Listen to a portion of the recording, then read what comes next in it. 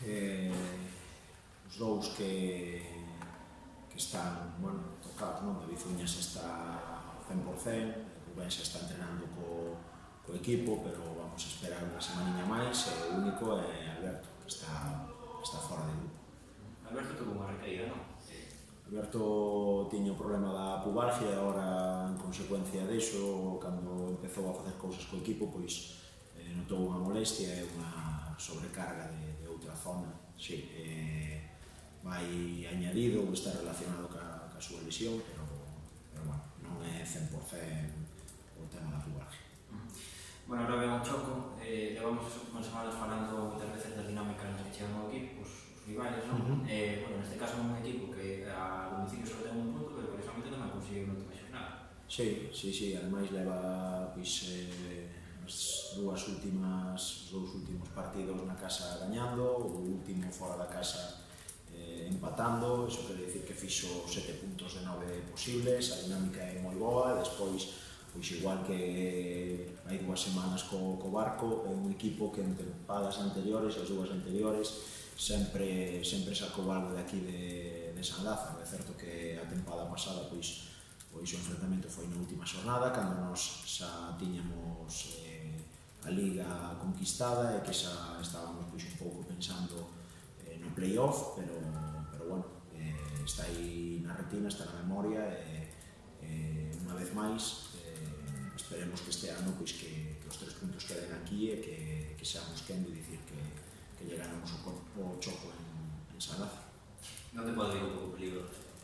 Bueno, é un equipo que pese a non continuar o adestrador que estuvo varios anos ali, o grueso da plantilla continúa, polo menos os xogadores máis importantes, dende a súa portería con Cortegoso, como despois, sobre todo, o medio campo con Caló e Gabi Misa, que son 2 xogadores de experiencia na categoría, incluso en categoría superior, e que son un pouco os que fan xogar o equipo, e despois con Comís, con Félix, con Gabri arriba, que son xogadores verticales que poden facer dano.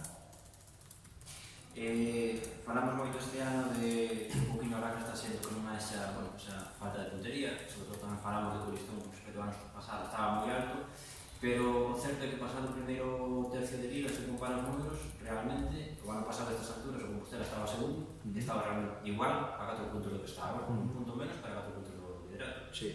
É dicir, que a diferencia tampouco... No, e a diferencia co ano pasado, esas estadísticas que ti faz, nós tamén as facemos. Este ano dámonos conta, os números din que somos un equipo que concede menos goles, é dicir, mellor non levamos tantos goles como a tempada pasada nesta xornada, pero tamén levamos menos goles recibidos polo local, polo tanto podemos dicir que sacamos máis rédito dos menos goles que marcamos, porque a situación na táboa é igual que o ano pasado. Ademais, si este fin de semana, como todos esperamos, quedan os 3 puntos en San Lázaro, teríamos un punto máis que o ano pasado na xornada 13, polo tanto, todo fai ver que o camiño é bo, que estamos na boa línea e que ano a ano que vamos mellorando os registros. Nas últimas 3 semanas quedouse fora do equipo na Vega, claro, visto desde fora, o único lateral esquerdo, non sei se é froito da competencia ou se é algún problema que non ves fino, que... Froito da competencia.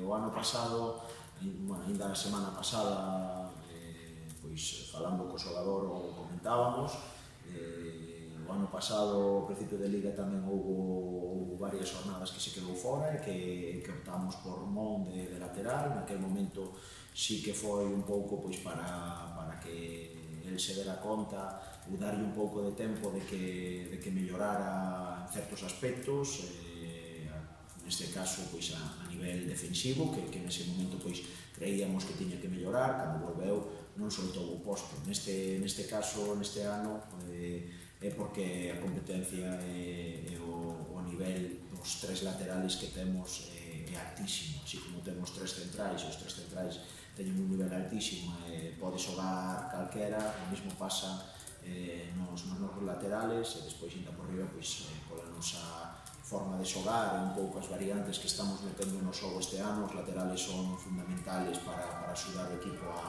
a ter posicións largas e a someter o rival según o seu posicionamento, e aí os tres están a un nivel moi alto, pero xa saben, eles o saben todos que tarde ou temprano volverán a xogar e teñen que, bueno, o que buscamos tamén que as rotacións é fomentar a competencia e que o equipo este ao máximo nivel posible o maior tempo que podamos. Bueno, esta semana, hai uns días, soubose que en principio se vai xogar o Barco vai os Arcos, supoño que tamén para vos é unha garantía, polo menos, que non lle ten gañado o partido como gañado o Barco. Sí, bueno, a ver, está claro que tanto eles como Ourense, que teñen un partido menos, pois ainda hai 3 puntos por disputar. Quizáis o peor que lle deran o partido por gañado, pois que se hai incomparecencia ou por algo externo ao propio partido, pois que a Federación dá o partido por gañado por 3-0, e ao final, pois, o que falamos sempre da diferencia de goles e todas estas cousas, o estar tan parexo na clasificación, pois o mellor sí que nos podía